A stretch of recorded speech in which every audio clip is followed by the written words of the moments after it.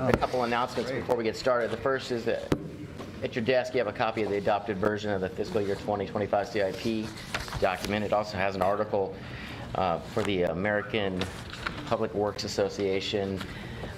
There's an article there in that document that's written by our city engineer, Matt Rodriguez, and it addresses the greenhouse gas emissions and measurements. So, and then second, Councilor Zelenka is asked to be recognized for a moment, so I'll turn it over to Councilor Zelenka. Eugene? Yeah, I just wanted to let people know that the flags were at half-mast today, and they were by order of the governor in honor of peace officers that have lost their lives in service to our state and our city, including Officer Phil Collins. So in honor of Peace Officers Memorial today, I would respectfully ask for a moment of silence.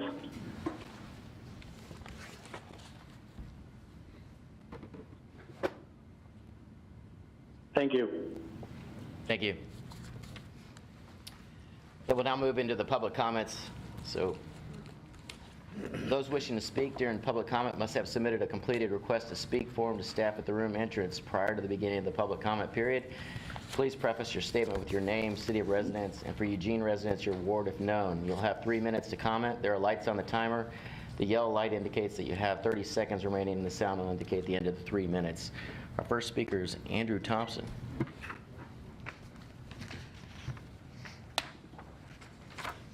Hello, my name is Andrew Thompson. My address is 2426 Stansby Way in Eugene, and I'm not actually sure what ward that is, so I apologize for that. I'm here as an individual to ask you to support funding a full-time multicultural liaison position between the city and marginalized communities, as recommended in the Eugene Human Rights Commission's report entitled Marginalized Voices in Eugene. Although I'm here as an individual, I'm currently a member of the whole Eugene Community United Work Group of the Human Rights Commission, and until about a year ago, I was a long-standing member of the HRC. During my time on the HRC, there were various incarnations of subcommittees, work groups, and/or departmental advisory committees designed to address the needs of the disabled community. I served on some of these, but they weren't always in existence and didn't always function as intended. As such, the support and connection between the disabled community and the city that could have been provided through the HRC and its connected bodies was not always available or as robust as it could have been.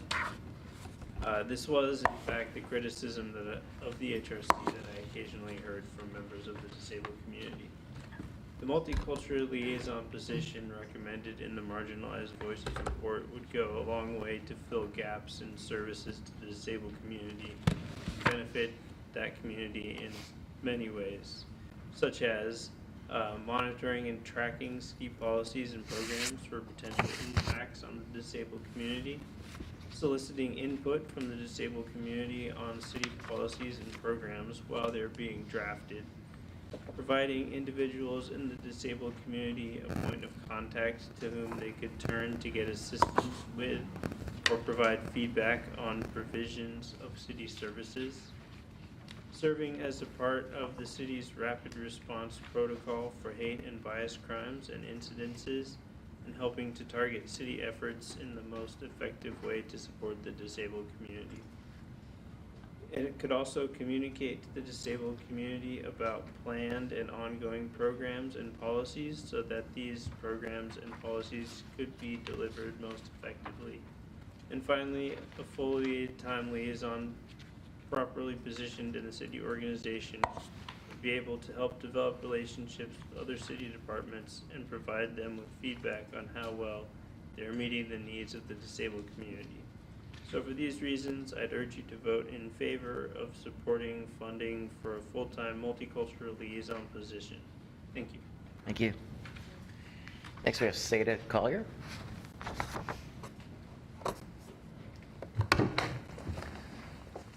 Good evening. I'm Seda Collier. I live at 485 East 32nd Avenue here in Eugene in Ward 2. And I'm here to speak in favor also of the Multicultural Liaison position, number 99, and the unfunded needs assessment. I'm a member of a number of groups. Sort of a beginning, I am an employee of the City of Eugene. I am a member of the WeCU work group for the Human Rights Commission, and I'm also vice president of Transponder, a local nonprofit that serves the transgender community. Tonight, I'm speaking only on as myself as a member of the transgender community, which is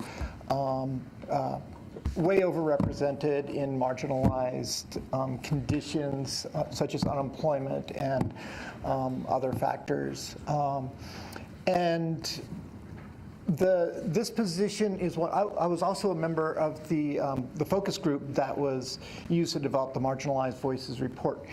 And this is one of those positions that was identified as something that's low-hanging fruit that we can use that can really connect marginalized groups and support them and help them to thrive here in our city.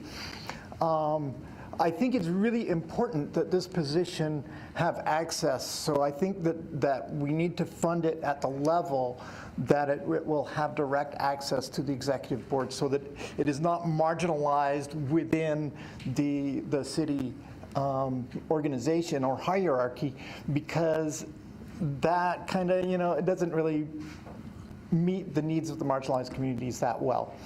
But this can be one that can really help to support us and build a really robust and supportive community here. And particularly with 2021 coming up, I think it has some real opportunities to be helpful. So I urge you to vote in favor of funding this position. Thank you. Thank you. Next, we have Jennifer Frenzer.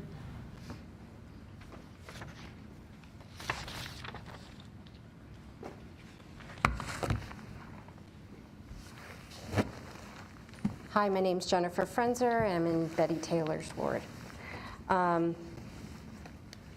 I'm here to make some suggestions tonight for a proposal to fund porta potties, hand washing stations, dumpsters, and trash cans, a mobile shower / laundry unit.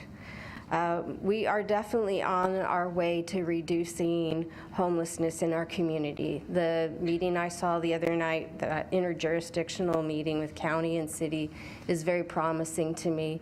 I think that having many jurisdictions at the table to talk about proper stewardship of public lands makes an incredible amount of sense to me, because there is pressure in one place, it will overflow to another. So you need all the different jurisdictions there. So when we're talking about cleaning up the river side, you really can't do that in a vacuum. It's a shame that the State Land Board decided to issue a decision the other day without hearing from public. They did the public comment period after voting, which is a terrible process and not very good stewardship of public resources at all. So if there's a way for anyone on this body to make that known, I'd appreciate it. So at any rate, there's an opportunity here to make suggestions and develop a proposal, and so I'm not really quite sure how to move that forward, but I do have some estimates. Porta potty fees are $7,450 per year per ADU accessible unit. Hand washing stations that are considered superior to just using the antiseptic gel, those are $2,460 a year per station. Mobile shower unit, like a retrofitted one, I think there's one in San Diego that was $750,000 to retrofit a bus and $125,000 to operate it. This would include showers and laundry unit and flush toilets. The shower trailers can also be rented, obviously, like they do for fire fighting units and such. I also recommend more garbage cans and dumpsters all over town, but I haven't finished those estimates. I'm happy to connect with committee members to more fully develop a proposal. Thank you. Thank you. Next, we have Emmanuel Avalos.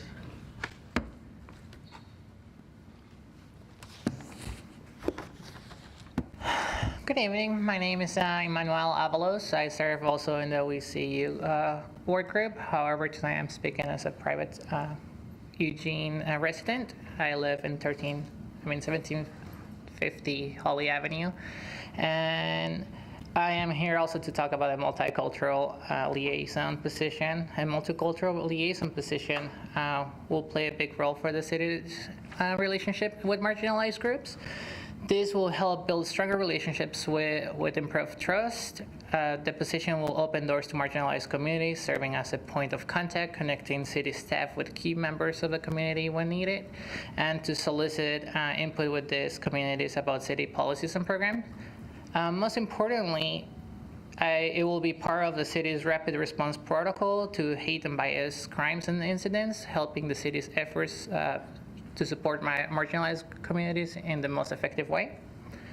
And I am part of all these several communities, and I see many opportunities with exponential benefit for everybody, not just for my communities. So for all the residents of Eugene will benefit from this. I see the position promoting diversity and equality to our and equity to our communities, giving the marginalized groups a better communication with their local government. This will help aid a two-way conversation with the city, unlike more traditional one-way communications in which my communities do not feel like their voice is heard and the trust is actually lost.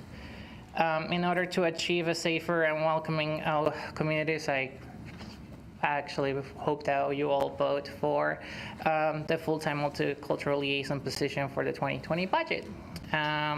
So we just want to make Eugene thrive by recognizing the empowerment of our diverse communities to more actively engage with the city through this position. And I really just think that everybody will benefit from this, not just the marginalized communities.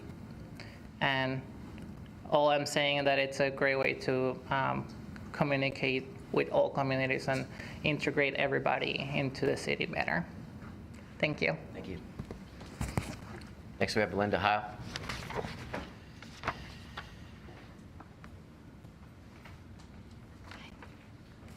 Hi, everybody. My name is Linda Heil. I live in Eugene. I live in Ward 2. And tonight I'm advocating for full funding of the transportation system plan. Because as you know, the Climate Recovery Ordinance establishes Eugene's climate goals. Lots of good projects have been working towards these goals, but emissions have reduced only 4% between 2010 and 2017. Since early 2018, Eugene has been making a plan to reach the CRO goals, and about $450,000 has been allotted for this process. The value that we have received from this investment is debatable, because as it stands now, the plan's actions consist primarily of the Transportation System Plan, which was already created in 2017. Not much else has been added. Beyond the contributions of the TSP, large gaps between the climate actions and the CRO goals remain, which Council must decide how to plug. Since Eugene's climate action depends on the TSP to produce a large share of our carbon reductions, then it must be central to each year's planning and prioritized in the budget.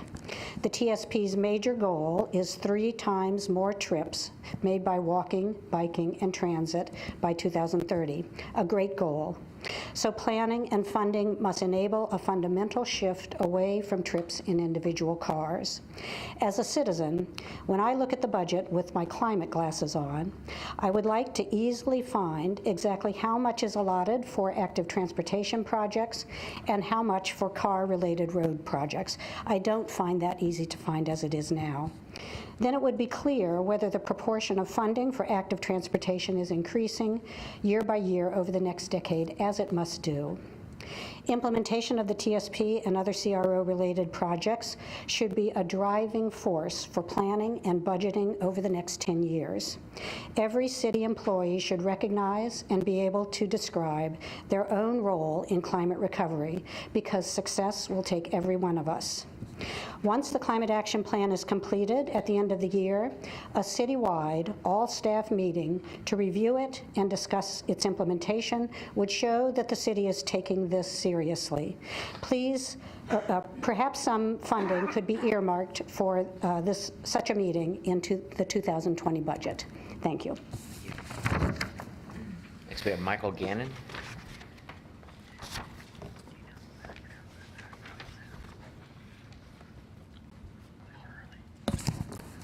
Good evening.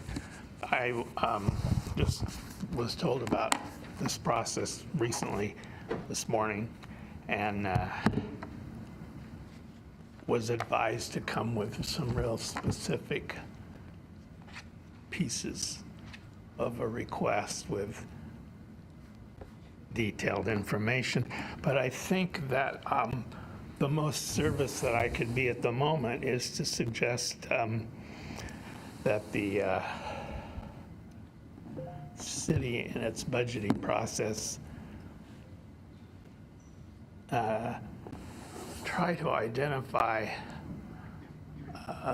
what I think economists like to call externalities, things that don't show up in your line items when you're making a decision because you're not able at the same time to project the ramifications of those decisions on specifics. So I'm real familiar with a big struggle that's been going on in Eugene for a while about housing for the poor. And I think that there's so many ways to tackle it that it makes sense to come here and talk to you about it also. We often do not grasp that there's a large percentage of people on the streets at the very bottom who have mental health issues or drug addiction issues. And we're not really following the costs throughout our community at multiple levels of government, the costs, the externalities, if you will, of the addictions, for example. So I think in evaluating anything that's happening in the city in relation to the poor, and in the most poor, the people without housing, I would say you want to identify the costs to the community because they don't have housing, so that you could look at the examples much more in detail. An example would be, for example, that the Parks Department offers showers for people who need to take a shower. But it's so seldom used that or it's not often enough used that the procedures are not very conducive to using the service. But the city has got the water system working, and it has mostly the staff people there. And does that mean I have 30 more seconds? It's over with? It's over, yes, sir. Okay, so you're paying for all of that with very minor adjustments to like Parks and Recreation. You may be able to get like a lot more people through there to take a shower. Appreciate it.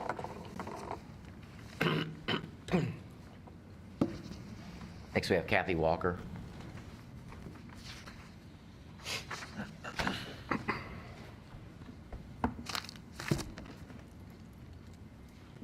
Good evening. My name is Kathy Walker. I'm from Ward 4, and I'm here to bring up a missing piece that we seem to have going on. We've hired many police officers since since getting the TAC recommendations, and I'm glad that we have. Public safety is very important.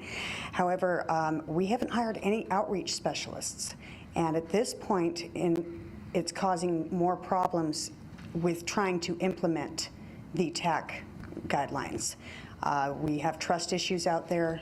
There's nobody going out there, with the exception of police, to talk to these people, unless it's small nonprofits like who I'm with, and individual people going out there to make sure, to try to keep them in touch with reality. Majority of those people out there are disabled. They're out there because they can no longer afford our rising rents.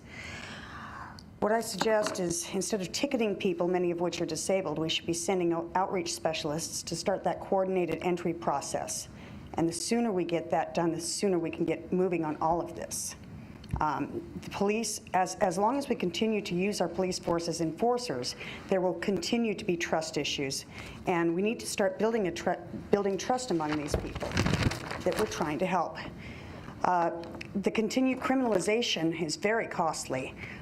It costs $5.8 million to run the municipal court, and you're only receiving 1.505 million in fines and forfeitures, and many of those are not paid because many of those are fines against homeless people for, things being places they can't help but be. If we're going to get this thing turned around, we've really got to start investing in some outreach specialists, people that understand what's going on out there. I understand a lot of you guys don't get it. That's okay, but let the people that do get it handle it. Some of our police officers are very compassionate, others are not.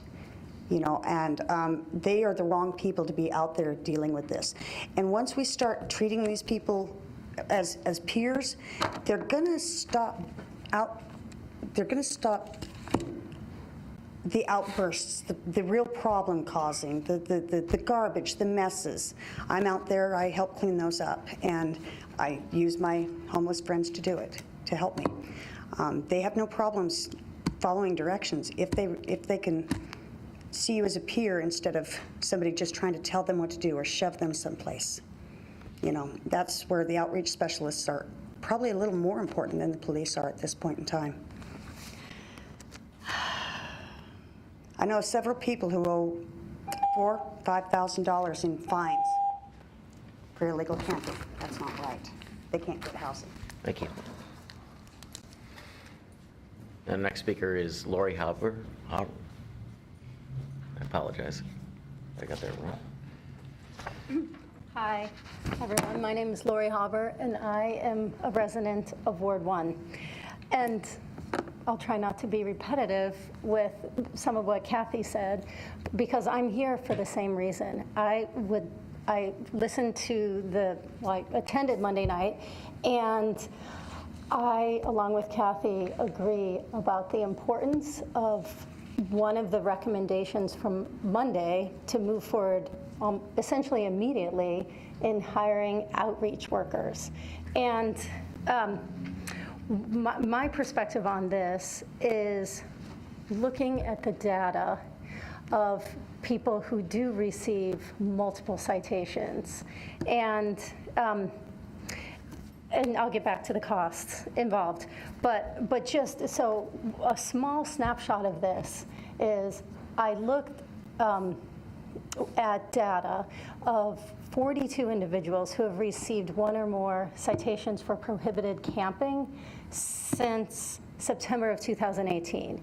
And those 42 individuals collectively, since the beginning of 2018 through basically now, have a total of 311 tickets. And of those citations, 240, which is over 70%, were issued in 4 categories. 1, prohibited camping, essentially sleeping on public lands. 2, criminal trespass 2, which is essentially sleeping on private property. 3, park violations, which is essentially sleeping in the park. And then 4th, but much smaller, significantly smaller, was open container.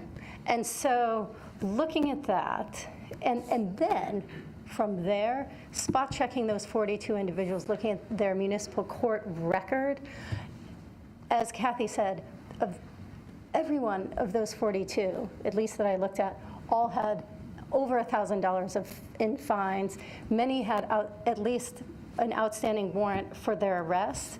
And so even though it will be a significant financial investment to hire these outreach workers, there's still a cost savings. And so the net is somewhat mitigated, because when you just start thinking about the categories of cost, just the administrative cost to process these citations through various points through the system, the cost to run and what might be an expansion of municipal court, cost to EPD, and just diverting EPD from addressing other matters, and then just even the cost to the city to deal with the pre-collections process and turning this over to a collections agency that then can't recover either. And that's not to mention the cost to the individuals. So that's why I support outreach workers. Thank you. So we'll next move into our minutes approval. So in your packet, we have the minutes from last week. Any recommended changes or comments? Move approval. Second. All in favor? Unanimous. Thank you. As you know, in the fall, we did not have our service level, service profiles presented to the budget committee, and we moved to work on those and put them into something a little bit more actionable, measurable, and something that was relevant to today. So we have our city staff that will be presenting on the service profile work that was accomplished. Okay, hi all. I'm Mia Carriaga from Central Services, and I'm here with Carrie Wilhite from our finance team. And we're here tonight to talk about an update to the service profile program. Over the last several years, we've received consistent feedback from the budget committee that the service profile program could be looked at. And so we've committed to doing some work and bringing that back to you both tonight and then again in the fall. And tonight we're just providing you with the progress report. As I said, we'll be back and Carrie will provide detail about where we're at.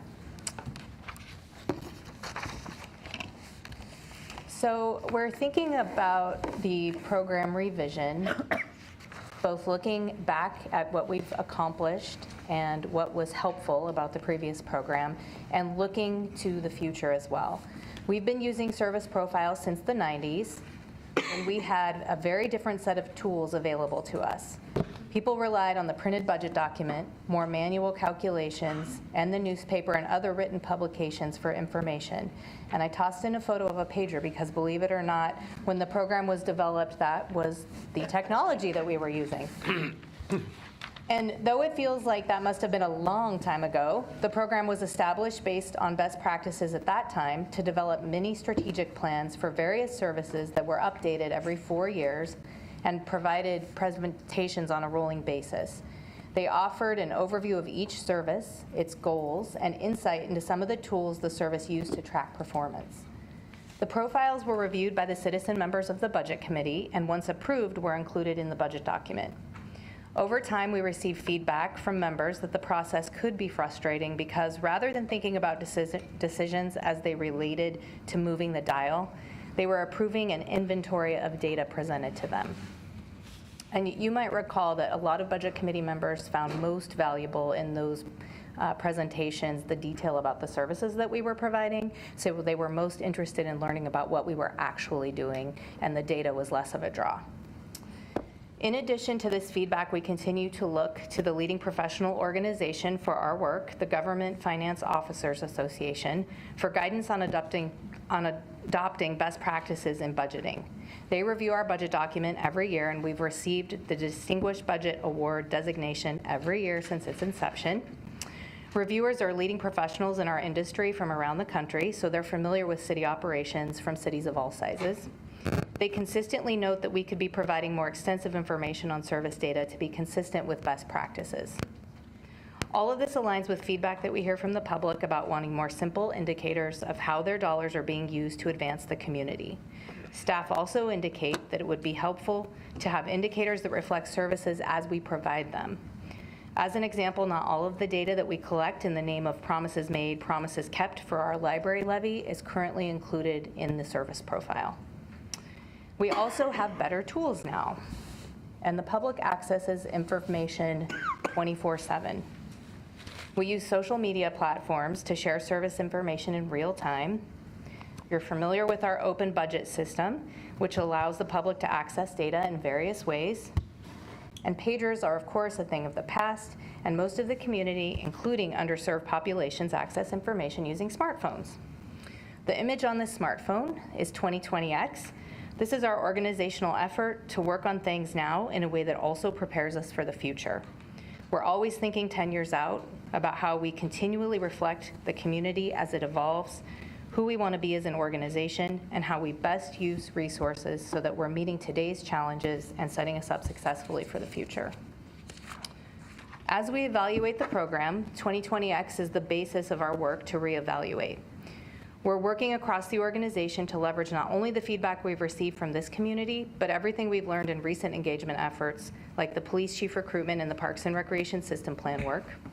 Our aim is to continue to share information and resources and collaborate on solutions that are clear and transparent for the overall community and the organization. We know that the public is interested in data and trends, so we'll continue tracking data over time in a way that supports the outcomes that we're trying to achieve as an entire community. Ultimately, we aim to make the right amount of useful information available in a way that builds trust and confidence in the work we do and the services we provide. And Carrie's going to provide some detail about the work that we've done to date. Thank you, Mia. So I'll start with the timeline of this process until now. In the fall of 2017, Budget Committee citizen members hosted the last series of service profile presentations. Due to the factors that Mia mentioned, staff kicked off an evaluation of the program and prepared to return with an update. One piece of background that may be helpful as we continue talking through this project is about services themselves. The city is organized by our department and division hierarchy, whereas services represent categories that the community thinks of when they think of the city of Eugene. They may not know that our umbrella service for animal safety, for example, is shared between two departments. The Eugene Police Department operates the Animal Welfare Program and dog licensing, and the City Manager's Office in Central Services oversees the Spay and Neuter Clinic. For this reason, we categorize these city programs together into one service called Animal Services. By creating service divisions that align with citizen views of our organization, we make our work more accessible to the public. So now we're going to talk about how we built the foundation for this project. Our major goals in this process have been under the umbrella of building trust and confidence. We want to create a forum for effective and meaningful information sharing, incorporate government best practices and Eugene's unique organizational culture, and reach the Eugene community with our work. One way we've worked toward building trust and confidence in this endeavor is by undergoing extensive research. We researched and cataloged best practices and then reached out to cities and a few special districts that have received special recognition from the GFOA for performance data in their published budgets. To broaden the profile, we also contacted cities that are recognized as industry leaders in the areas of performance data and outreach. You can see by these logos that the cities we interviewed represent broad diversity in terms of budget, demographics, and geography. We analyzed and synthesized the results of our interviews, looking for patterns and emerging trends, which we then converted into concepts that could work at the City of Eugene. We've identified our direction forward based on this work, and we feel confident knowing that it is informed by best practices in emerging municipal trends from around the country. One of our biggest takeaways from this process is the opportunity to broaden our audience for service profiles from the Budget Committee to the entire Eugene community. When we are focused only on creating information for this small audience, we are missing an opportunity to widely share our programs and expand our accountability. We can create tools that are more inclusive of all people, allowing anyone with internet access to search and learn about city services. Further, with all Eugene residents as our audience, we'll be concentrating on ensuring our information is up to date and compelling instead of waiting until each service goes before the committee to do so. One element of the Service Profiles program has been performance measures. However, as Mia mentioned, both the city and technology have changed considerably since the program began. Discussions with staff across all departments showed that the way we're going about our measurement efforts is outdated. By requiring a strict set of measurements that fell into 4 categories and only came about every 4 years, we found that the performance measures weren't aligned with the data that we were actually tracking. Government best practices recommendations have shifted away from simply measuring and reporting. Modern government administrators are shifting to models that engage organizational culture, strategic goals, community interests, and data and technology. With this in mind, we determined that our organization and the community would benefit from a storytelling with data model that elevates stories beyond the data to find new ways to share our work with the community. Our implementation plan will involve 3 steps. I'll talk about each one of them in turn. So the first step of implementation involves internal work, as Mia discussed in the beginning of the presentation. This includes analyzing and recalibrating our approach to data tracking and storytelling, as well as ensuring that our organizational culture and leadership are structured for the future. Once we've created a strong organizational foundation, we want to interface with the community in new ways. This includes online visualizations and storytelling through and about our data. Part of our process will involve robust technology tools that staff can use to publish data and make it available to the public 24/7. We'll incorporate these new resources throughout the organization to strengthen current community engagement work and provide new means for all services to interface with the community. We aim to improve the budget document by including some elements of our service storytelling. We have earned the Distinguished Budget Presentation Award from GFOA every year, as Mia mentioned, but this is an area they consistently highlight for improvement. We will continue to publish detailed and transparent information about our city services and enhance it by making it more clear and accessible for a layperson to read. We believe this will help the public better understand our budget and in turn will improve our effort to better interface with the community. And we also wanted to zoom in a little to share with you how we envision future service presentations to Budget Committee citizen members and of course council members who would like to attend. We anticipate continuing to provide annual opportunities in the fall for citizen members to learn about city services, and we want to increase the frequency of presentations to cover all services during a citizen member's term. And finally, this is how we envision the process going forward. After today's presentation, we'll continue our internal work and build the foundation for the community interface.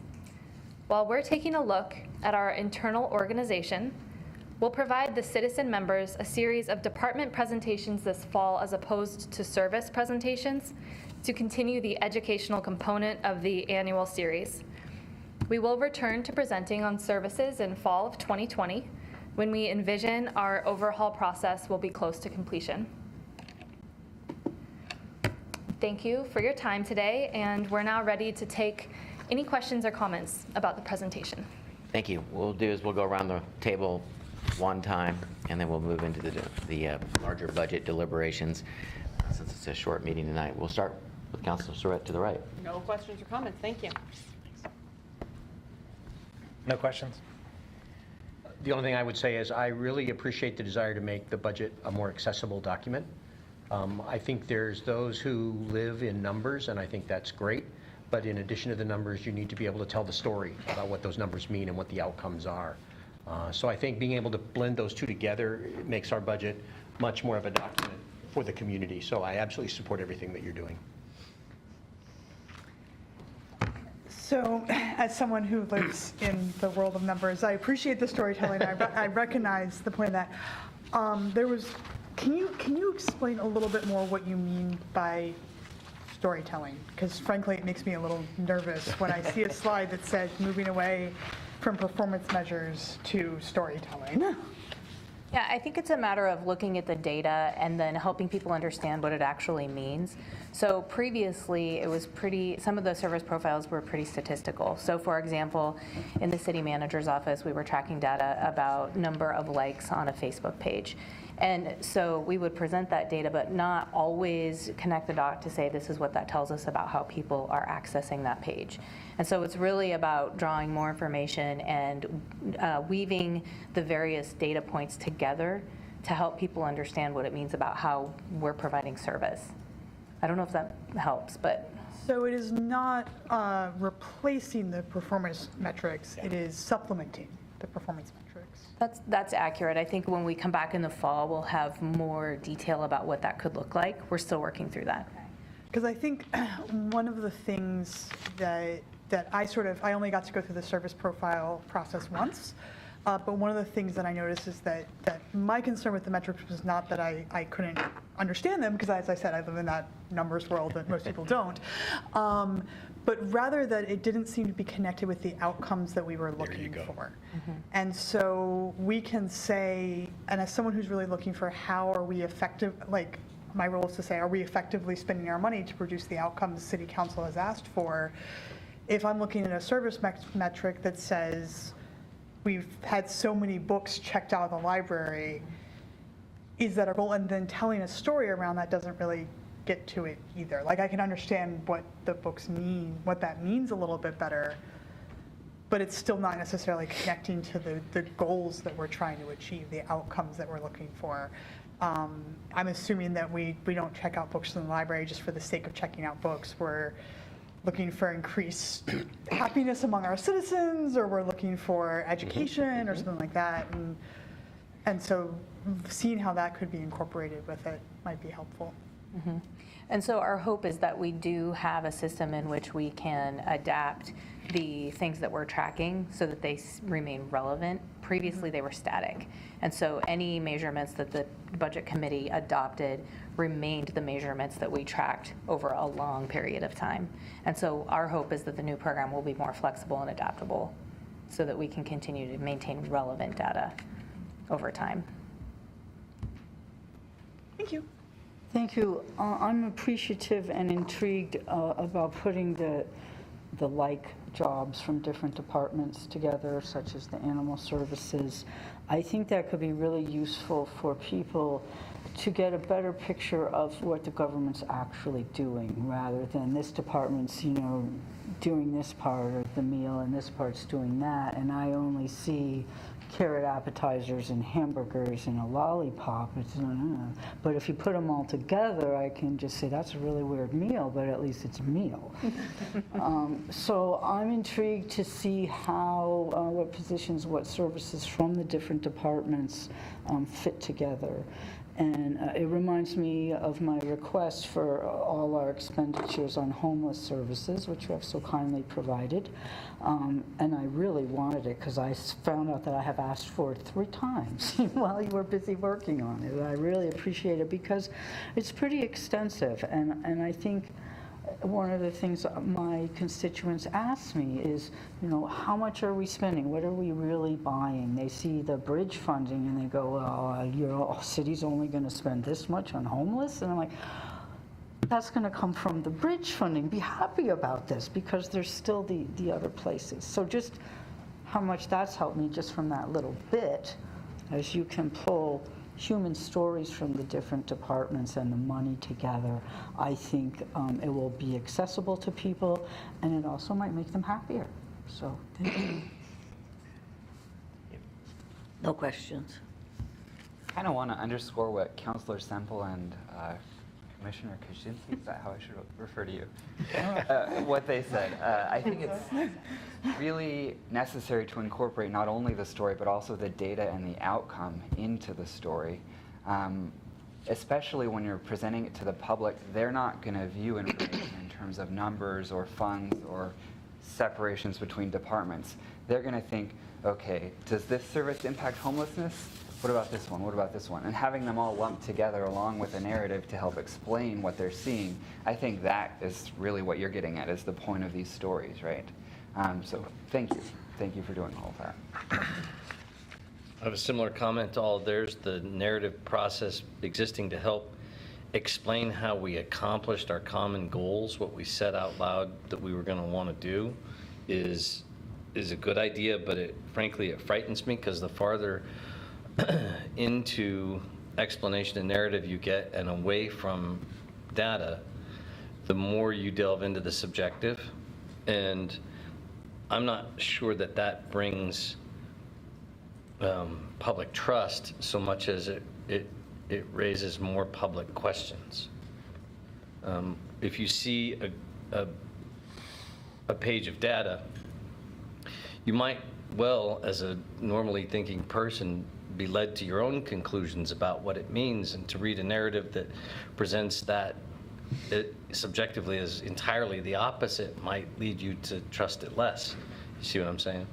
So I would minimize narrative, probably, or my choice to do. No questions. I really appreciate this. I think it's a good direction to go. I also am someone who lives in the world of numbers. I think you'll find us disproportionately at these tables, but for the public at large, I think it's a really, I know that most people don't, and I think it's really good to have other ways to allow for understanding and maybe put some context on the numbers we're working with. I agree that I like having the numbers available. I hope that we're not losing data in the process of this, but as long as it's a presentation method and a contextualization, I think it's fantastic, and I'm looking forward to seeing the product. No questions. Thank you very much. I really appreciate your work and your presentation. I too was one of the ones that was frustrated by the service profiles in the recent years, and I appreciate what you're going for. I share Eliza's concern, however. I think, it's great to have the information, it's good to have the facts. One of the things I had an issue with before was so few data points, and not great clarity on why those particular data points were chosen. It almost seemed like you were cherry picking the good facts to kind of gloss over the not so good facts. And so a broad set of data points and a narrative is great to say, okay, that's how these things all correlate. But in every organization, in every department, there are going to be good things and bad things, and we just need to acknowledge the negatives, and work on them. But I really appreciate the work that you're going towards on this, and looking forward to what you come up with. Yeah, thank you for the presentation and the work on this. I think many of us that were in previous budget committee cycles have had some robust discussion around the service level profiles.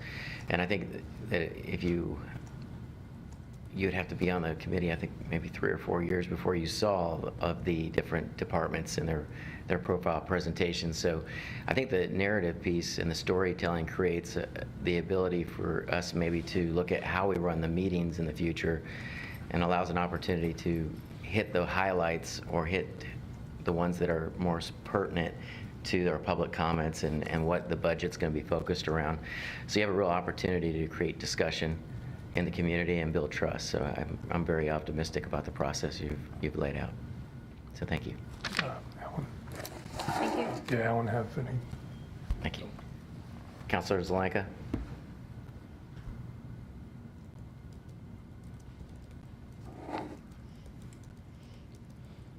He's napping now. Okay. Councilor Pryor? Yeah, this has been really good. For me, the way I look at it is, and this has been in other contexts, is you've got output and outcomes, and that's always the kind of combination that you have. And the budget process of necessity is one of outputs. We're measuring what the output is, how much does it cost, what do we do? And one of the things that has not been as well reported or included is, well, what outcome is all of this output working towards? If I teach 300 kids to swim, that's an output. And I can measure that, and I tell you how much it cost and how many lifeguards I needed and and that's what a budget's all about. And that would not get lost. We still need to report the output. That we can't put a budget together without the output. But somebody might go, okay, you taught 300 kids to swim. So what? What do you get for that? And that's where you need to talk about, well, the outcome of teaching 300 kids to swim is not that I used up their afternoon, it's so they won't drown. I don't want kids to die. I want kids to be safe. So I teach them to swim so when they go around water, they won't drown. They'll know how to swim. That was a story. I just told you a story. But sometimes it's very important to be able to express outcomes as a story to explain the output. That's why I agree with Eliza. You don't replace one for the other. You need both. But sometimes stories don't really help with output. I don't need to tell a story about teaching 300 kids to swim. That's just a piece of data. But I do need a story to tell you why I taught those 300 kids to swim, and for you to understand why it's important to spend the money and hire the lifeguards to teach 300 kids to swim. And I think that's the piece that's been missing, and we need to be able to figure out how to incorporate that outcome to explain the output. And so I think I sense that's what you're trying to get at. And if that is indeed the context, then yeah, we need a budget that still provides all the data and the output that we're going to do, because that takes money to do it. But we also need to be able to incorporate the story of what that output is working toward. What is the outcome? And I think we need to engage our community in helping to define what those outcomes are, because it is our community that helps us to define the outcomes we want to achieve. If the community cares that kids are safe, then that is an outcome we'll want to aspire to. But if they don't, then we'll need to start working on other outcomes. I think the outcomes that we're working towards, by and large, from what I can gather anecdotally, are pretty close to the right ones, but we still need that engagement to make sure that our output always matches the outcomes we're looking for. Thank you. We'll recognize Sean, and then we'll move into the larger budget discussion. Thanks. So you mentioned a little bit, you mentioned briefly that the goals or the desired outcomes or some of the metrics would be set in the budget committee, but is there I would guess there's a broader process for defining those outcomes that we would see in the report, right? So previously, the service profiles included performance measures that were approved by the budget committee before we even started tracking the data. That's what we referenced. We'll bring back options for how the data will be presented to the budget committee in the fall. Okay. So I guess, to build on what Councilor Pryor was saying, I think, in my own experience, working in a business where I spend a lot of time trying to define outcomes that are productive, I think it's important to, and I really like how you're focusing this on services as opposed to departments, because sometimes when you focus so much on a local or siloed optima and trying to define a metric for getting the most and most efficient performance out of one department, that can actually be counterproductive to the global optima. And so an example, we heard about shower facilities. And so if we said, we're gonna have some metric about we wanna get more people into showers, but this other department is trying to actually address the core driver behind why we need to provide the showers in the first place, we might see that metric decline, and that would actually be a very productive measure. Maybe not according to the original intent, but in terms of the global solution that we're trying to affect. And so I think that as we think about those, the storytelling, I really like that because I think it provides context for the number, and a number might in the short term go up and then come down because we've addressed that core problem. So I think that's important. But I also would like to understand if there's an opportunity to create measurements that cross multiple service areas, because I think even outside of just animal services, it gets more complex, and there might be a more complex system that we're trying to affect and measure. So I think that you could even get more broader in terms of those measurements. And that's definitely the goal, and especially because the current program doesn't reflect how we work. We do work across the organization on almost everything, and so the idea is that we bring back a program that reflects the way that we work, which is far more collaborative than the previous service profile process would have allowed you to see. So that is the goal. Great, thanks. I look forward to it. Thank you. Okay, we'll move into the larger budget deliberation. It's your chance to talk about any proposed motions, any questions that you have unanswered about the budget, or any questions about making motions. This is our opportunity to have a discussion as a whole committee. So we're just going to open up the queue and go from there. Councilor Spread, Eliza, Ryan, I think Councilor Clark. We had Simple. I'm sorry, you said Pryor. Start with Councilor Surratt. Thank you. I'm not prepared to make any motions right now, but I wanted to respond to some of the public comment, particularly the request for more outreach workers. So one, the budget does include money to expand the hours of Cahoots, which isn't exactly the same as the outreach workers that I think those folks were referring to, but is a form of outreach and service that does not involve law enforcement. So can you speak to how much the funding would expand their hours? Do you have that detail, John? I don't. Somebody probably does here, though. While they're gathering that, I think the other piece about outreach workers, the answer is yes, we need. But what I think. You're getting fanfare for your. Either that or shout it down. Yeah. It's a little Mario Kart game world. The other piece about that, for those might remember that the TAC report, I know we go back to that pretty frequently because it is an important path that the council and the county commissioners are choosing. If you remember what you moved forward with on earlier this week included, among other things, the idea of mobile outreach teams. And so those are actually a part of what we're recommending as part of the initial move out of the TAC. What's, I think, unsatisfying for this committee at this moment is we don't know what that specifically means and the cost of that in order to now match or allocate dollars towards that. And there will be the right time to do it. It just is, the timing is just unfortunately awkward at the moment where that information is moving forward. And I think actually is some of the things that people have talked about with outreach workers. We just don't have enough information at this moment for what it feels like the budget committee can zero in on that right now. So there is time, there will be a time for that as we move forward.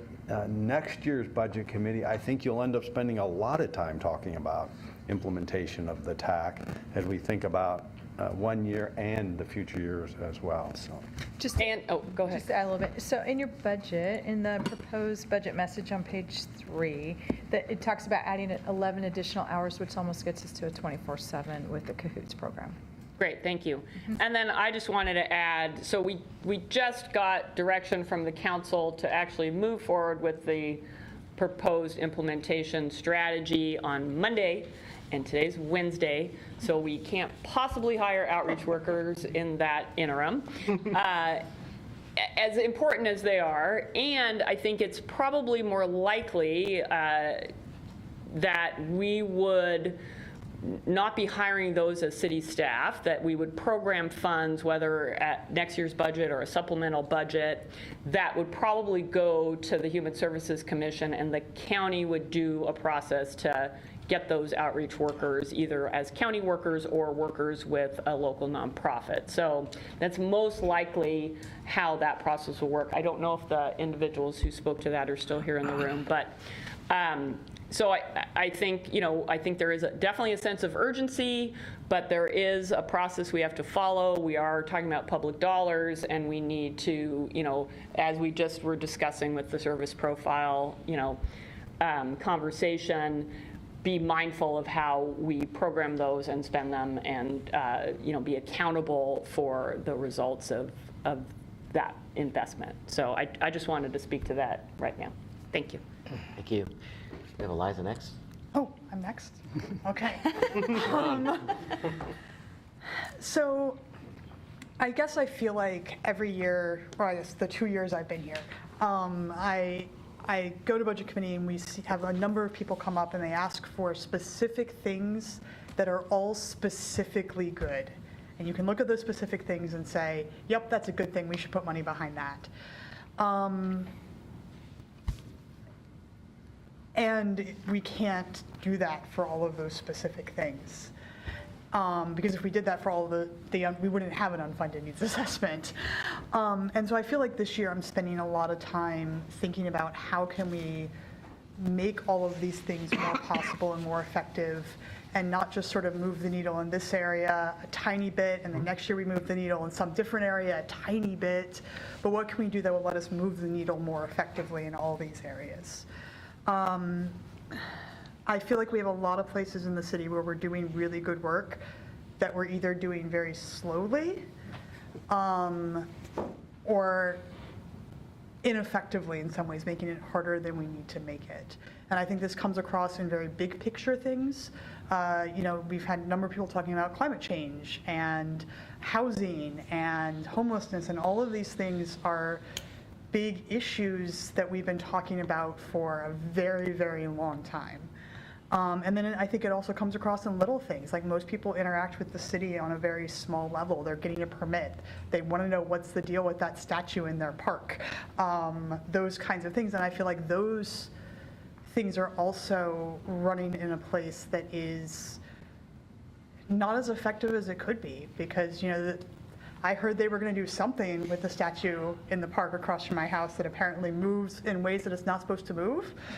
That they were going to do something with that 2 years ago, and now we're all just worried every time we walk under it that it's going to fall on us. And I think that trying to figure out, is there something that we can do that's going to make all of these things run more smoothly, is a little bit where I'm thinking now. So. Thank you. Councilor Semple. Thank you. A couple of questions. The animal officer that's under the public safety, is that a second officer, or are we just keeping the one we have?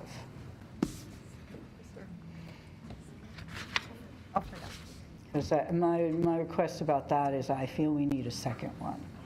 And so if we're just maintaining, then I would like to ask for money for a second one sooner.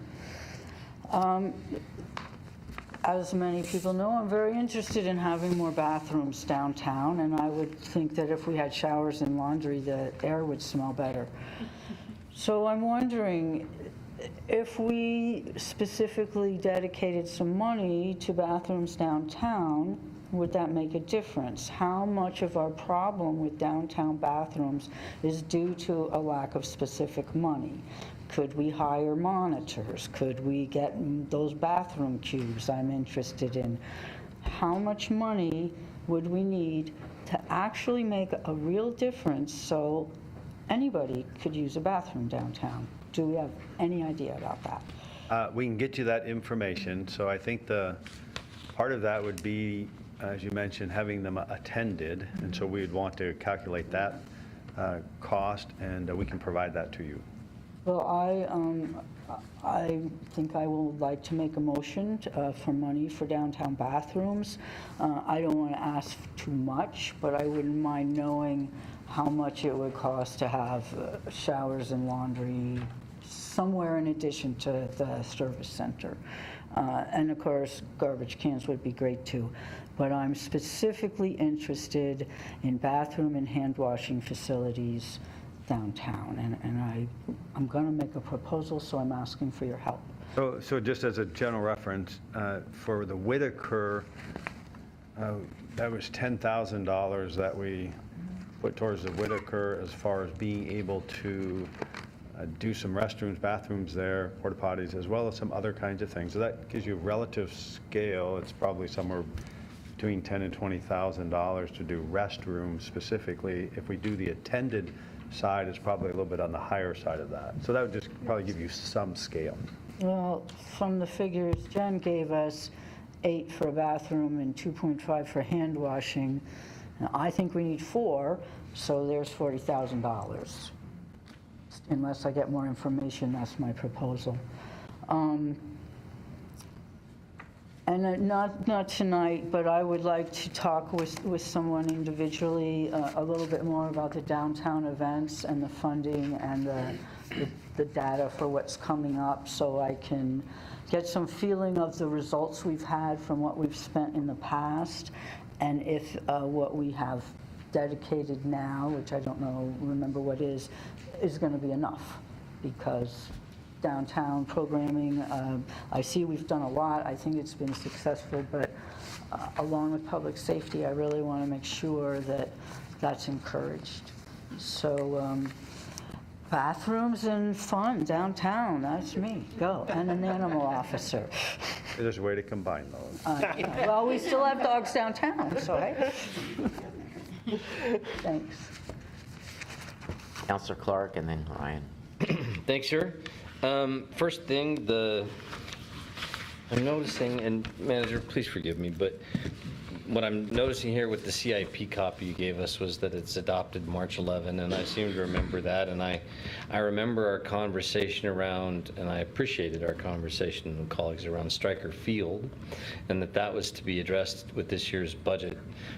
Can you, because I see the CIP reflecting the exact same numbers as the adopted, I would have thought that although some of that were general fund money, it would reflect differently in the completed and adopted CIP and show that the source of those funds. There still aren't SDCs on here the way that also list more bond funds on here. And so, although it's already been adopted, is there an intent to alter this document at some point so it reflects the reality of what we're doing? Specifically for Stryker Field or just in general? With this particular project? And Sarah Manderi is probably here. She could probably talk about that more specifically. I know we'll have a motion next week that talks about Stryker Field specifically, but If we're having a motion and we're going to do it at the table later, then that's fine. I don't need to talk about that right now. I'll skip over that, and I see her nodding, which is cool. I believe her.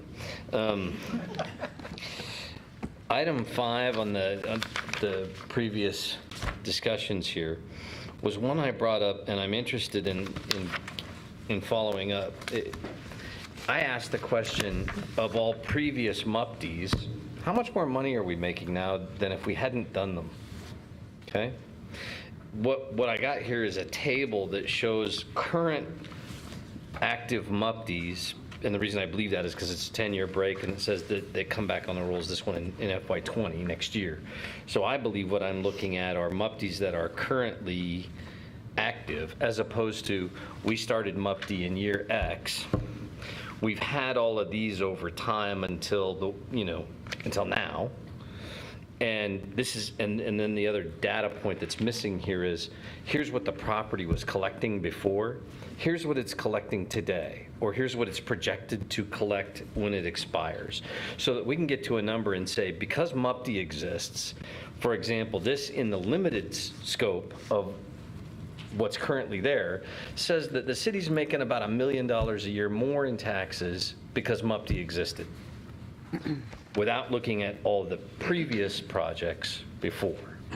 So that's the data I was looking for. If I could get a revised, what previous, and then what was the previous amount collected, so you could do the net number. So it's like the base, and then it's the marginal amount above the base. Right, it's land plus improvement. So what was the land previously when that was alone, what was being collected, so that we can see the marginal difference over time that we're collecting because we did that policy. I can't see a clock here. 6 seconds. Gonna need another round, I think, for the last one. Thank you. Ryan? I'd like to call attention to something we haven't talked a lot about that I'm really glad to see in the proposed budget, and that's the early literacy, the funding dedicated to early literacy programming. I'm working in Salem right now, and so we're assembling this. We've assembled this big student success package, and one of the core aspects of that is early childhood education. This is a field that's been neglected all the way from the national level to the state level to the local level. So my point here is I'm really glad to see us being proactive and getting creative and finding ways to encourage that, right? And there will be more efforts at the state level, which will build into that too. Second, we've done a lot of work over the years, I know, on trying to dedicate ongoing funding for ongoing projects and one-time projects.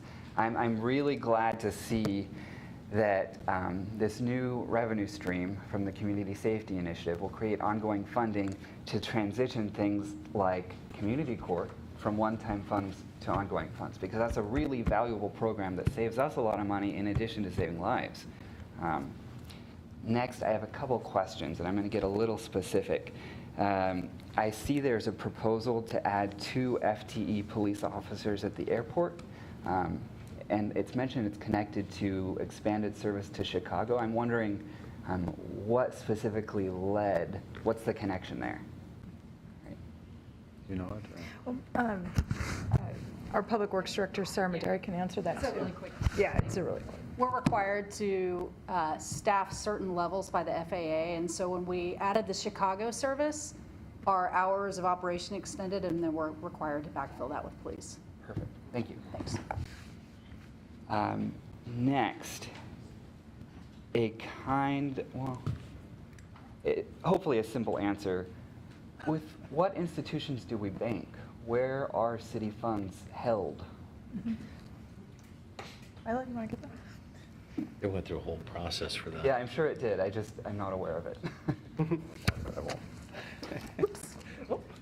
That was almost tragic. So Twyla Miller, the finance director. The city banks, we have 2 banking partners right now, Umpqua Bank and Columbia Bank. And next is possibly a more sensitive question, but the legislature, again, is kind of grappling with the PERS situation. And there is likely going to be some proposal put forward that may result in lower employer rates for the city. And I'm wondering if we do end up with more funds on hand from that, what would be done with it? Would it just go into the reserves, or? Yeah, so the way we would do this, and it would be not unlike any time we get new PERS rates, we just put that into our model, our forecasting model, and then based on all of that, you're matching revenue with expenditure requirements, and then all the other pieces come. And so we wouldn't earmark that. What we would do is put that in the context of the whole, and if it means that at the end of the day we have $4 more than we anticipated, then at some point it gets allocated or appropriated in some fashion. Right. So. Don't worry, we will. That's it for now for me. Actually, one more comment. There is an item on the UNA. It's number 38. 39. The Homelessness Services Support. I think I'm working on a motion to fund this position because I think it's important to build capacity and preparation for what we want to do with the TAC report. And I think this would be a really good way to do it, especially with some of the public comment we received about outreach workers. From my thinking, it would be hard to implement outreach workers without this sort of core information or programming backing, right? And I see this as something that could help with that. So maybe a first step towards that. You're absolutely right. That's a really important position, and it is one that is in the community safety plan. It is. Okay, I missed that. Sorry. Okay, that's it for now. Thanks. Thank you. I want to do a real quick check-in with Councilor Zelenka. Never heard of him. Alan!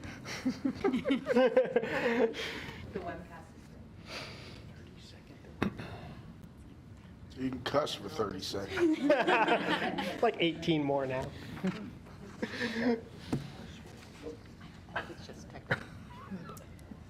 Ty, let's move along to you, and if he steps in, we'll give him some space.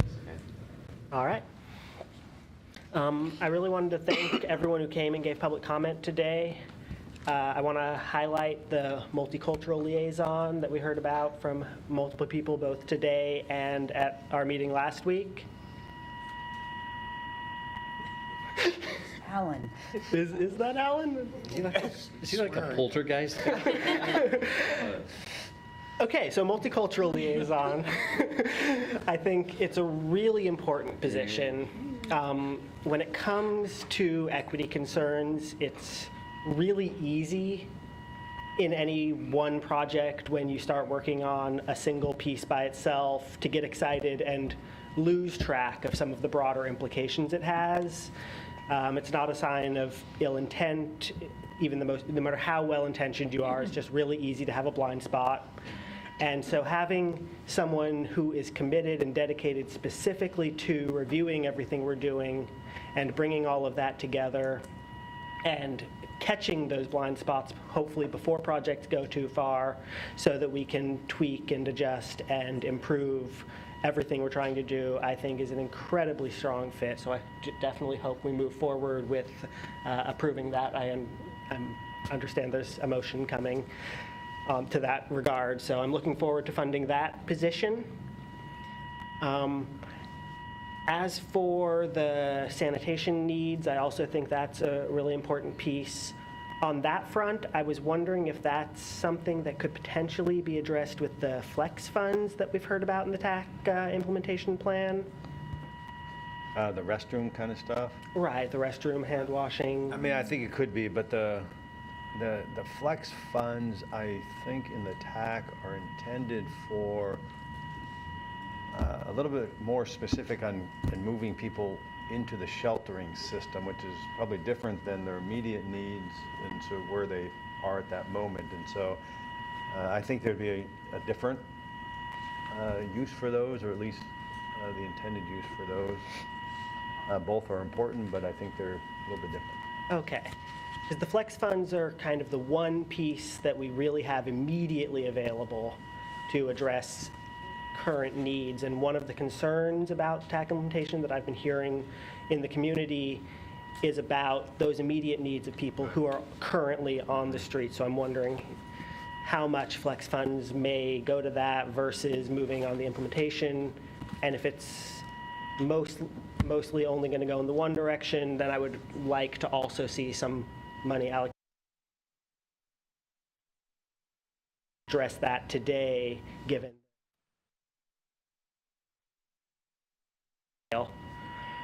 there was one other thing from the TAC presentation on Monday that was the closest I heard to anything concrete on funding, which was when the county administrator mentioned that was asked about his proposed budget, and he said that it contained half funding for 3 positions, and he implied there was an expectation the city was going to be providing the other half of that funding. I think as he and I have talked about this, I think what we are committed to, and ultimately the council has to make the choices, but we're committed to being partners in all parts, to include financial. What that means specifically, we'll work all that out. So for example, they may fund some position, we may fund a different position, for example, or a different cost. And so we're still sharing that as equal partners. And so I don't think there's an expectation that we're funding those specific 3 positions. I think what we want to commit to, and this will be part of the conversations sort of as we keep moving forward in the next month or 2, is how do our dollars actually get used? But we're committed to being equal partners. And so the 1.5 FTE that I saw in the community safety initiative is coincidental. It's not our half of those specific 3 positions. The community safety initiative, I saw a 1.5 FTE for that is specific for homelessness. Oh, that's a homelessness support. Yeah. But that's a, It's wasn't intended to align with the TAC. We actually have one FTE right now that's dedicated to that, but it's not an ongoing position, so. okay. Yeah, so build upon that. All right, thank you. Thank you. Councilor Taylor? Thank you. I just need to respond to something Councilor Clark said. Oh, awesome. He asked about how much more money we're making because of MUPTI. I think you could say the property is bringing in more tax because there's a building on it, but you cannot say that the would not have been built there without MUPTI. So if you want to say how much more do we make if we get vacant property developed, that's one question. There's no way to say whether it would have been developed without MUPTI. Thank you. Thank you. Councilor Clark and then Councilor Semple.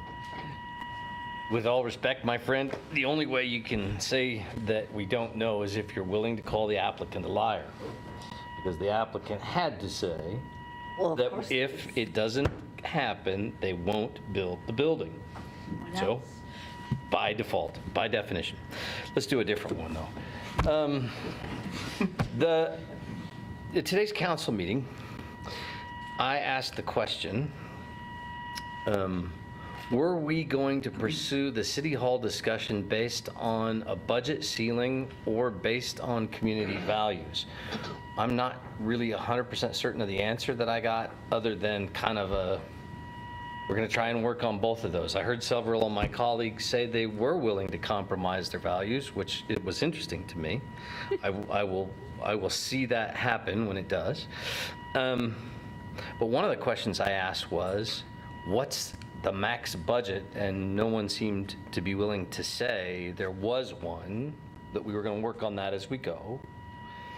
But the UNA says there's 16.5 million in unanticipated, and specifically on answer number 8 here in the memo we got on Monday, it says essentially that we're assuming the previous City Hall budget as our ceiling of 28 million. So my question is going to be, and I want to hear, my question is going to be, okay, if that's what we're assuming our ceiling is, then there is a pretty big gap there from the 11 million we have. My questions are a couple of fold. A, where do we think it's coming from? B, shouldn't the budget committee play a role in that difference in allocation of city money? And the reason I ask that and feel that the answer strongly should be yes is because I have serious doubt that we can do the following 3 things all in 1 year and all affordably. Deal with spending the amount of money we're talking about around the issue of homelessness, provide adequate public safety as planned, even with the new tax, and be able to get City Hall meaningfully underway. I don't think we can afford to do all 3 of those things. I think there will be compromises, and thus I think we need the budget committee to weigh in on the process along the way. Would you like to comment on all that? Want to go back to the MUPTI conversation? Yeah, that'll be more fun. That'll be all kinds of fun. Let's do that. A couple of pieces with the City Hall. So the City Hall, from our perspective, what I heard around the table today too, is there's a balance between the values and this financial piece, and the council is going to have to sort of land where on that continuum you want to be. And so that's where the sort of the next conversations will go around City Hall, and eventually that means here's the amount of money that is set aside for a budget. What you see in the UNA is really a carryover from before. We're not assuming one way or another that that's the actual cost of a new City Hall, because we don't know the balance, and 2, we know things have changed since there. The costs have changed since the last time. The programming we anticipate stay the same, but there are other pieces to that project that still need to be played out because it's on a new site, so it could look different. So I would just say the placeholder in the UNA is what information we had before that's being carried over, and is not assumption as to what the price of the building's going to be. So that'd be one piece. With respect to the three items all at once, I think they're related. The council will have to choose how you would like the budget committee to weigh in on these projects. That's not our purview, so that'll be a piece that you'll all have to figure out. But I think with respect to those three different projects or initiatives, they all three of them are important, but I don't think they have to be to the exclusion of one or another. So for example, the community safety project initiative that's moving forward, we know what that's going to buy, we know the need, we know that doing nothing is not an option. And so there's proposals on how to move forward with that, and ultimately the council will have to choose what you want to do with all of that to move forward. That, as you know, By the way, I agree with you that all three of those are possible if we're willing to get more creative than we have been so far. My comment was, on the path we are on, I have questions about our ability to get all of those done. Because several of them, as Chris made the conversation, or mentioned in our conversation today, there's money in the reserve for revenue shortfall, but I'm betting a bunch of that is reserved for the TAC work as well. I think that, what's in reserve for revenue shortfall is sitting in the savings account as part of the overall financial structure of. But there's not enough to do the tax stuff in City Hall, both. So I think I agree with you, there's going to take some creativity moving forward on funding these pieces. The community safety part, we know all of this information, we know what it's going to take, and we're moving forward with that. The City Hall and the TAC report are in the earlier stages of financial planning for those, which the council will also have to make some decisions around. So the TAC report, the direction we received, we'll work with the county, try to be very creative in how we're going to fund the TAC. There's the 1.9 sitting there right now to jumpstart that and move forward on that. We know that's not going to be the only amount of dollars that's going to take, but it's going to take a lot of creativity to get there. With 1 second, will someone please email me tomorrow the graduated spending on the public safety? I know it was 14 million the first year, I think it was 16 million the second year. Will someone please email that graduated spending plan to me tomorrow? We will. What will be a little bit different than last time is, you might remember, as part of the proposal is a 7-year reassessment on the mechanism going forward. And so what that means for the chiefs is we're going to need to front load a lot more than we had anticipated in order to get the outcomes that we want to in that time. And so it'll look a little bit different than what you've seen before. So just know that. Thank you. Councilor Semple. Answer that one. Thank you. I didn't take the time right this second to look it up. Do we know how much the multicultural liaison would cost? I thought it was $110,000. 110, Mizuna. Is it fair to go around and ask people what motions they might be bringing so that we don't duplicate efforts? Is that anybody interested in putting forth that they're going to do a motion? I'm going to do something about bathrooms, and after I do a little more research, there might be something about downtown, and I think we should at least discuss a multicultural liaison, but Ty says he's heard a motion coming, and I don't want to write another one. So if people have motions coming, can we tell each other? I already turned one in for that, so. What? I turned one in for that. So. Yay, yay. Thank you. You're checking it for legal accuracy. All right, then I can check that one off. Thank you. You have some now. Can we know the subjects, just so?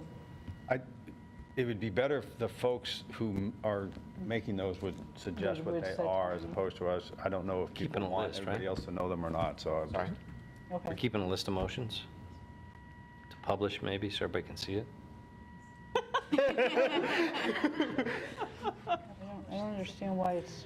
Those that have submitted motions, they know who they are. Make sure that if you have the opportunity to talk about those tonight. So I think Councilor Ye's mentioned one already.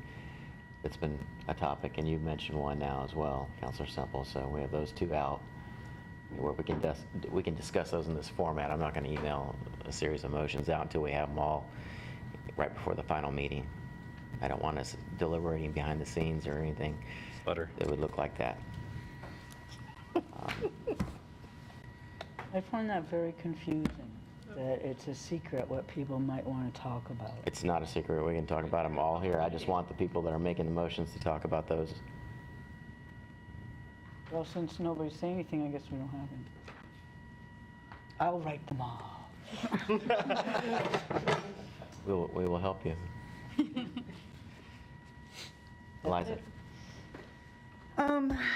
So I heard comments about paying for TAC out of the reserve for revenue shortfall. I heard comments about City Hall out of the reserve. My impression was the reserve for revenue shortfall was our reserve in case we have a shortfall in revenue.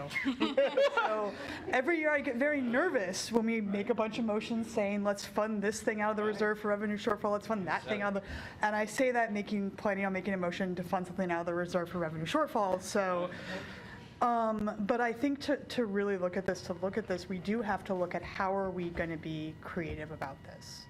Because we're at a place where we already have a revenue proposal going forward that's going to be a substantial revenue proposal, and a revenue proposal that's going to something that we really need revenue for.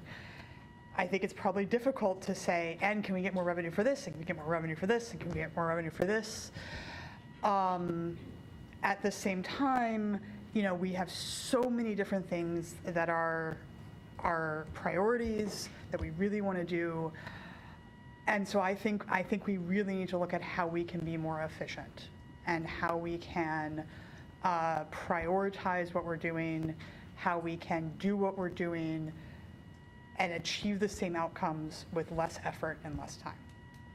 And I don't think that's something that we can solve next year, because those are all things that take time, but we can start moving in that direction and start figuring out where we want to go with that.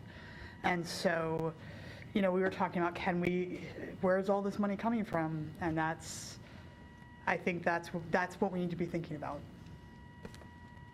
So, that's what I got. John's next. Were you done? I'm set. Thank you. And actually, I'm kind of following up on Councilor Clark's conversation a little bit, and just to get some clarity.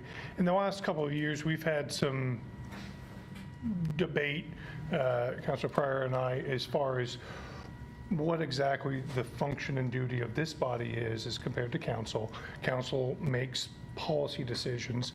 The Budget Committee makes a recommendation to council, but that the idea, particularly of the community members, is that we're supposed to be involved in the conversation of general ideas, of priorities.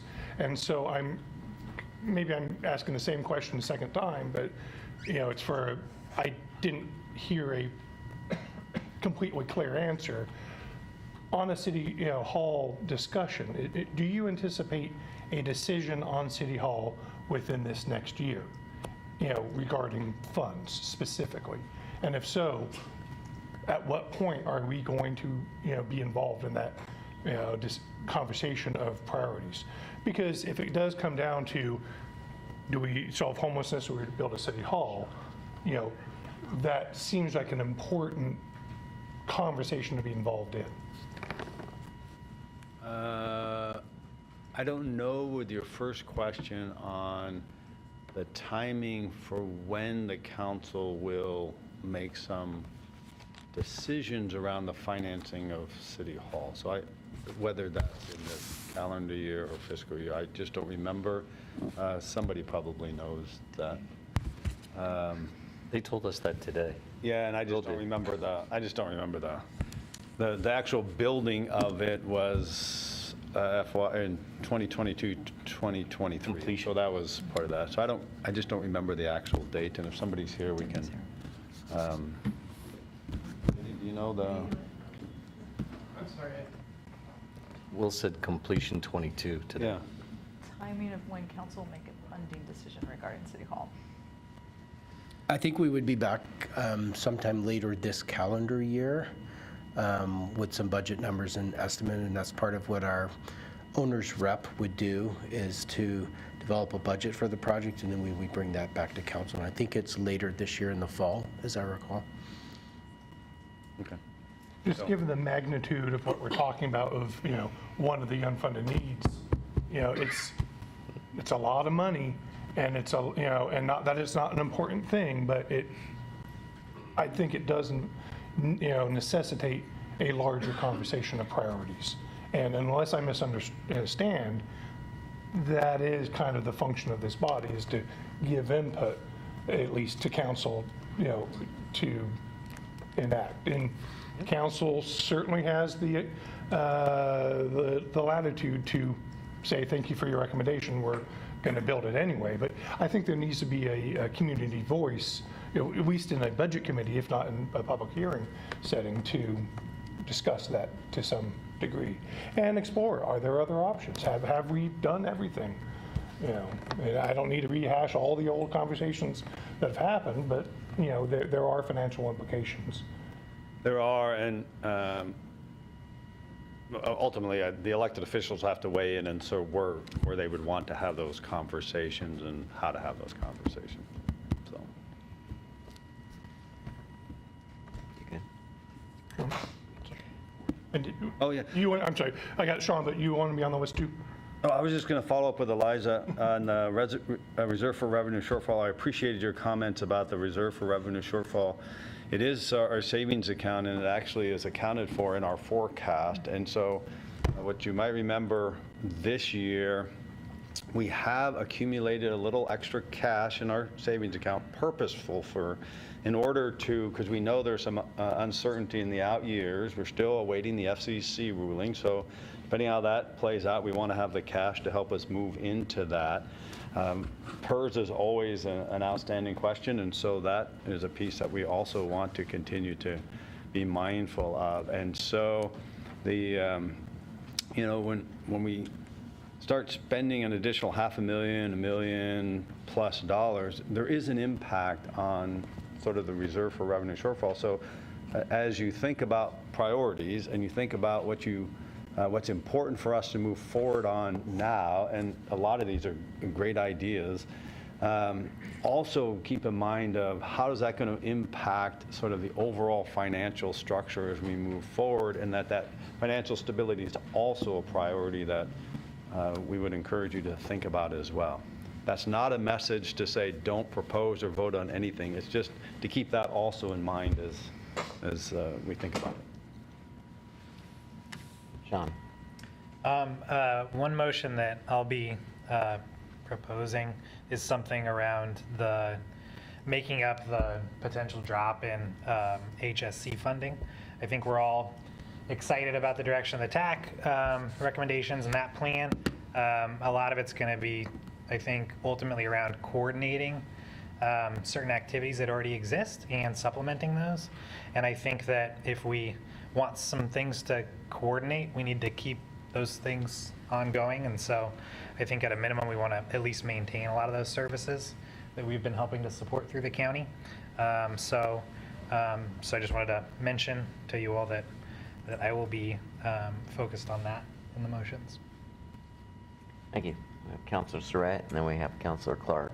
Thank you. And to add to what Sean just shared, I think, because we both serve on the Human Services Commission, so I think he's referring to the $30,000 shortfall that John Borowski shared with you at public comment at the last meeting. I just wanted to, well, first of all, I just wanted to say to Councilor Semple's remark about secret motions, they're not secret. They're being put forward here at this table at a public meeting and webcast. So we've got,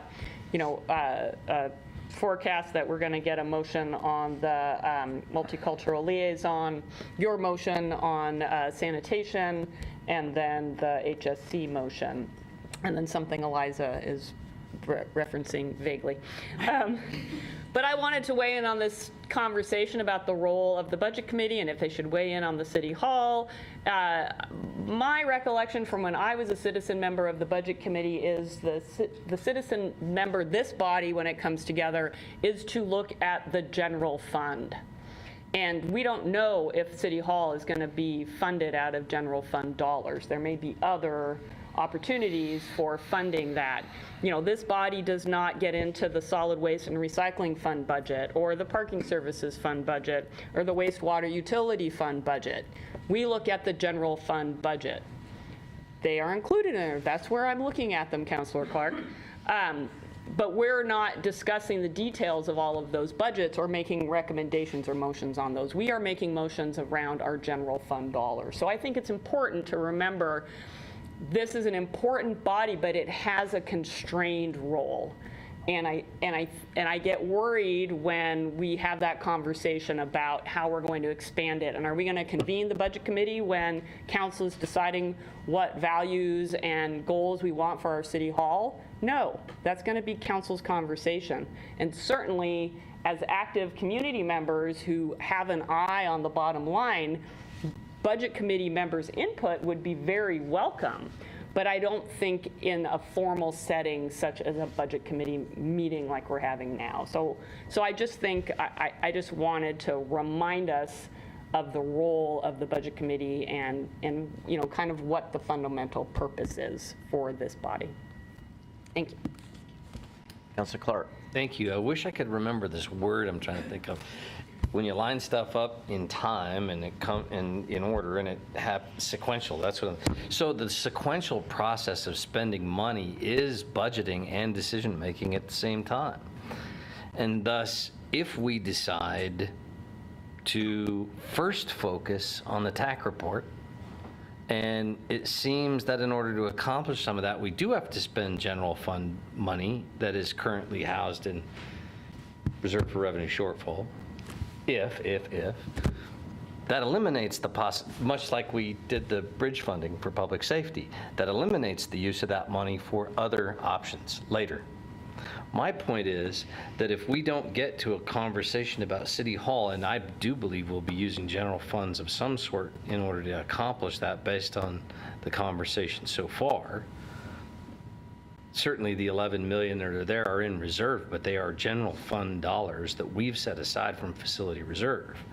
So if we have that in the fall, our options will be dramatically less. We will have dramatically fewer options in the fall for that discussion than we will now. And I would say to my colleague, I certainly understand where you're coming from. I hear you. I think the Budget Committee has weighed in on, like, for example, with the CIP, all different manner of other fund sources other than the general fund. And I think we've had those conversations before over the years, where certainly even if they didn't make actual votes on authority with or suggestion to council with regard to specific expenditure of general fund or other funds, they've even made policy recommendations in the past. I can remember long conversations into the evening where Councilor Zelenka and I had, let's call them debates, about what the budget committee would recommend council do at a later point. And so I do think it's the budget committee's role to be able to advise council when some of these dollars are based on when we make the decision may or may not be used for one priority or the other. So. Thank you. Councilor Pryor. Yeah, interestingly, having lived here for 40 plus years, the role of the budget committee has been something that's been debated all of that time. And I absolutely would not want to put a gag on the budget committee. I don't think that's appropriate. And I think the input role is a valuable one. And figuring out the policy input combination is a good conversation, and that's certainly worthwhile. The one point I would bring up, though, in the conversation right now is going back to the notion that there is ongoing money and there is one-time money. And when I read the TAC report, my impression is that the amount of one-time money in the TAC report is relatively small as a proportion of what needs to be spent. There is spent on diversion, there's money on outreach, there's money on setting up programs. That is ongoing money. Because if you spend it 1 year and then it doesn't get spent the next, you're not going to solve homelessness. The only way you'll solve homelessness is if you commit that money year after year after year to pay for the staff and the people and the support and the programs to really deal with the problem. So I think of that as ongoing money, and we have to approach its funding as as an ongoing funding need, just as community safety is not a one-time money. We gave them the one-time bridge funding with the expectation we would figure out a way to come up with ongoing money. So City Hall is one-time money.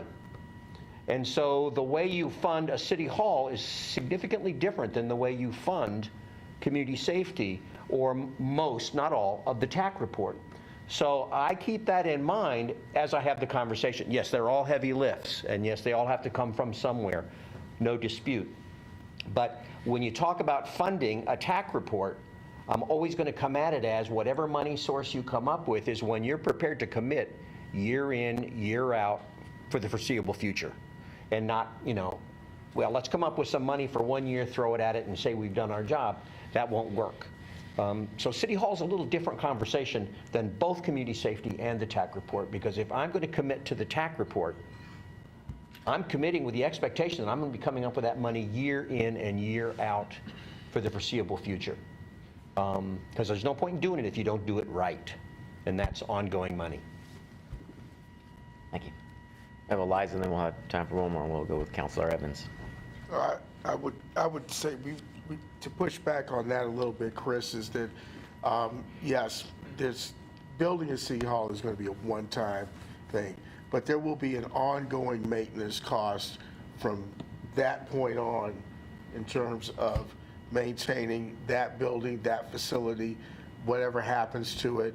You'll have to replace a HVAC system at some point. There's going to be every year, there's going to be a cost associated with it once we get it constructed. So it will be an ongoing expense, in one form or another. Thank you. Eliza. So I love going to meetings, and I love reading long columns of numbers, and I love giving policy, especially unsolicited policy advice. But please don't ask me to come to meetings from Budget Committee to talk about City Hall, because that's ultimately a decision that council needs to make.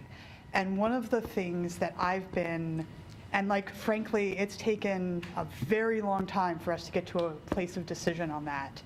And that's something that I find, as a citizen of Eugene, frankly, kind of embarrassing. And when I look at where we're seeing a lot of these inefficiencies, I feel like we are making things harder than they need to be. And we are spending a lot of time on things both big and little and making them harder than they need to be. And making things harder than they need to be costs money. And it costs money that can be used to put in bathrooms and used to fund liaisons who are going to help. And instead, we're spending that money making things harder than they need to be. And it can be hard. And I don't think this is something that staff's doing wrong. I don't think it's because they're not good at their jobs. I think it's because when you're in something every day, it can be really hard to take that step back and think about, how could I do this better? How could I do this more efficiently? And how can I make it something that's going to serve the citizens better? And that's going to be less frustrating for both the staff and the citizens, and it's going to save us money. And that's why, my alluded to proposal, I'm really scared to say the word because I feel like I'm stirring up a hornet's nest. But that's why I'm looking at, can we do a pilot of how can we do some auditing and some performance auditing in a way that we can provide staff with advice that are going to help make these things run more smoothly for all of us. And it's not going to be a perfect system, but one of the things that we've kind of said that we do is use one-time money to pilot things, figure out how they work, figure out how we can make them better, and trying to, instead of trying to hash this all out in the abstract, do that. And it's not going to find a big pot of gold, and it's probably not going to address a lot of the big picture frustrations that I have, but hopefully it'll help with some of the people who are frustrated when they go to the permit office, or who are frustrated because they hear about a thing that's happening and they get all excited about the thing, and then it's 6 years later and the thing hasn't happened, and so that's what I'm looking at. It's not them, that's us. Well, Mayor Venice, would you like an opportunity to? Thank you. Let's talk about next steps. So final meeting is May 22nd, and that'll be the day that we vote on motions.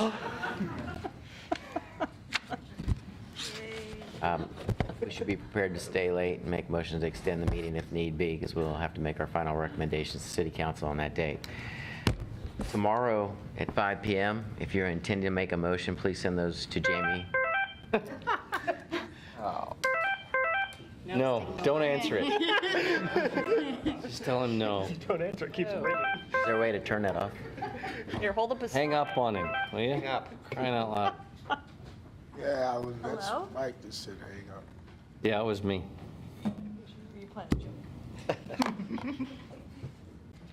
So tomorrow at 5 p.m., if we could turn in our motions to Jamie, or at least indicate what you want to work on over the remaining days so that we can get those organized. It'll be the same as it was the last 3 years, where I'll look with city staff at what the topics are and where we'll spend the most of our time in deliberation, and we'll make that the order in which we take the motions and vote. Any questions so far? Okay. With that, we're adjourned. Thank you for your time tonight.